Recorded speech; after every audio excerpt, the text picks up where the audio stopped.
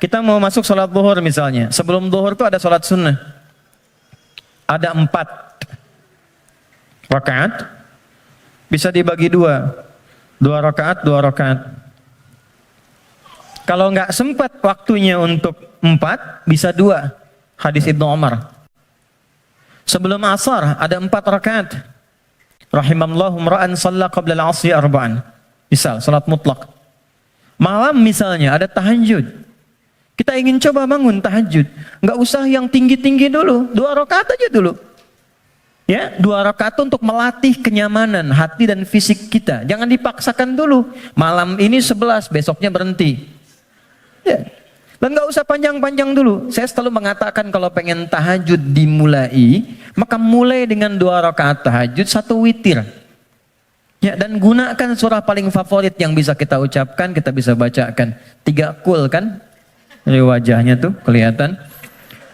Rakaat pertama, qul a'udzu birabbil falaq, al-falaq. Ya kan? Antum kan nggak jauh dari Al-Asr, An-Nasr, Al-Kautsar, Al-Falaq, An-Nas, Al-Ikhlas. Pada ikhlas semua tuh. An-Nas. Tutup witir dengan 1 rakaat, Al-Ikhlas. Ikhlas. Saking ikhlasnya cuma 1 gitu ya. Oke. Oke. Coba dulu itu. Sampai jiwa kita merasa bosan, nyaman jiwanya. Tapi kan kita mulai merasa bosan, masa ini terus? Besok kan jadi naik kan? Jadi 4, terus tambah ad-duha, al-insyirah. Lama-lama menikmati. Nah, ketika menikmati itu yang disebut dengan halawatul iman, nikmatnya beriman. Sudah pengen pindah surat. Kalau para penghafal Quran tuh adik-adik RKM biasanya murajaah. Al-Baqarah, Ali Imran, An-Nisa, biasa. Tapi kalau sudah paham esensi tahajud, yang dibaca itu kadang, kalau sudah mengerti, surat yang sesuai dengan kebutuhannya. Itu tingkat tertingginya. Misal, sedang ada persoalan yang berat ke jiwa. Nggak harus tinggi-tinggi. Baca rakaat pertama ad-duha, kedua al-insyirah. Kita nggak harus tinggi-tinggi. Dan kita merasakan itu. Pengen membangun hubungan baik dengan Allah, pengen taubat gitu kan, pengen mendekat, pengen jadi ahli surga, baca surat Az-Zumar misalnya. Pengen husnul khatimah, bacakan surah Al-Fajr misalnya. Ya, kan di penghujung ayatnya, ayat 27 sampai dengan ayat 30. Ya kan? Sampai terasa kenikmatannya. Itu yang dimaksud dengan wa yuqimunas shalah. Dan tunaikan dengan khusyuk, dengan merasakan itu.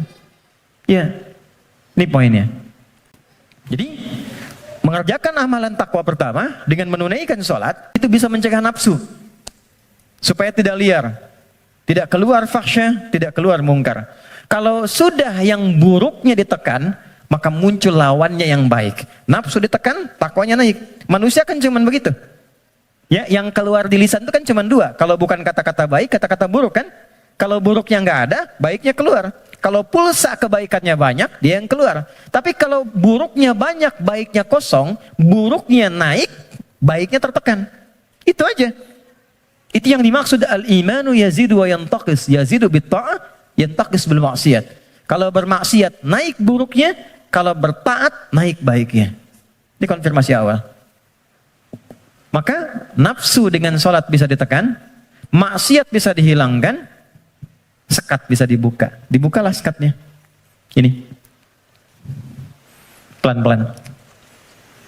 Makanya demi Allah saya katakan ya. Sejahat-jahatnya kejahatan yang pernah diperbuat oleh penjahat. Sejahat-jahatnya kejahatan yang pernah diperbuat oleh penjahat. Itu akan sirna dan tuntas dengan menunaikan sholat yang benar ditunaikan. Karena itu hal pertama yang dilakukan oleh orang-orang yang ingin membuka lembaran hidupnya dan dia bangun hubungan baik. Demi Allah saya katakan, sholat, larinya ke masjid. Dan lihat apa yang terjadi. Yang pertama Allah berikan bukan dunianya dulu teman-teman. Bukan dunia. Anda punya masalah, terlilit utang piutang dan sebagainya. Bukan dilunasi utangnya dulu. Tapi ditenangkan dulu hatinya. Nanti dari situ bisa membaca esensi kehidupan. Kemana sebetulnya hidup saya ini? Diajari nanti oleh Allah. Pola hidupmu salah selama ini. Makanya terjebak begini. Apa belum tiba waktunya kau menjadi orang yang baik? Apa enggak lihat orang-orang dulu yang pernah dulu begini, lebih buruk dari kamu, sekarang dia bisa jadi orang baik. Maka ditampakkan kisah si fulan. Enggak sengaja lihat YouTube, keluarnya malah sesuai dengan apa yang kita butuhkan. Dibuka. Nanti setelah sadar, keluar air mata tuh. Tenang, lapang, tiba-tiba ada orang datang di samping. Yang sudah lama gak kita kenal tuh. Kata orang teman lama, bro, kamu kemana aja? Lama. Apa pekerjaan sekarang? Cerita, ngobrol, udah ikut saya aja. Pelan-pelan ikut berubah, masalah selesai tanpa terasa. Ada yang sedang tobat, sujud. Selesai ternyata husnul khatimah, wafat. Itulah salat. Jadi yang pertama yang Allah berikan lewat ibadah salat itu untuk membahagiakan dulu. Kebahagiaan yang dirasakan setelah tuntas mengurai satu persoalan itu disebut falah namanya. Falah, karena itulah panggilan salat disandingkan dengan panggilan falah. Dengarkan suara muazin yang nyaring berkumandang itu. Hayya 'alas shalah. Setelah itu apa? Hayya 'alal falah. Itu kalau kita memahami makna falah dengan pendekatan ini, demi Allah saya katakan, tidak ada yang paling indah kecuali kebahagiaan ketika mendengar suara muadzin itu. Itu yang menjadikan sahabat Ali bin Abi Thalib sudah gemetar ketika mendengar suara adzan. Allahu Akbar, Allahu Akbar. Sudah nangis beliau. Saking ingatnya kasih sayang Allah. Tiba panggilan yang saat didengar oleh gunung. Kalau paham gunung itu mengerti bisa hancur saking merasakan nikmatnya dari Allah. Karena saat itu ada amalan yang kalau dosa bisa diampuni, permintaan dikabulkan, masalah diselesaikan. Salat. Kalau paham dengan ini, gak ada orang meninggalkan salat. Yang ada pengen salat terus. Pengen salat.